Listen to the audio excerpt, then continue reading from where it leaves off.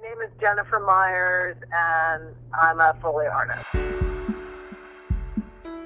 It's the sound effects that humans can perform that sound better than just getting them off of like a CD or some sort of sound effects library. So, obvious examples are things like footsteps, anything people touch, handle, the animal footsteps, dogs, horses. It's the smaller, more, sort of delicate, not necessarily delicate, but it's the smaller sounds that can be performed in a recording studio.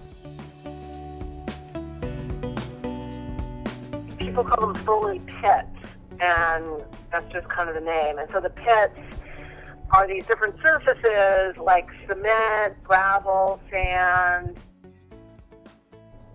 So there'll be some, for example, it depends on how big and fancy the recording studios and how many different surfaces they have. So it varies, but, for example, if a character in the film is walking on gravel, then you need to walk on gravel, so it sounds like gravel. So that's why it's like that.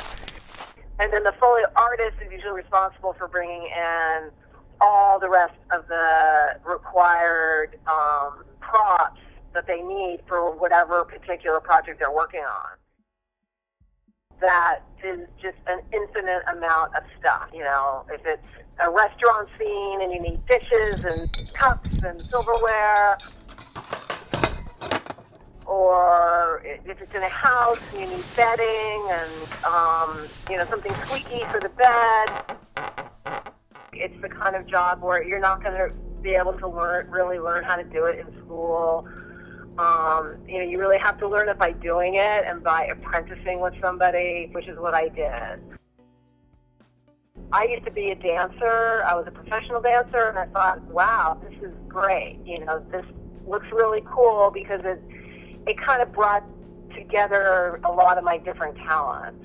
I would say that the majority of the best Foley artists were dancers, or some of them were musicians, just because you're performing live, to the picture what the actor or actress is doing, or the dog or the cat or whatever it is. And so you have to have a good sense of rhythm and motion.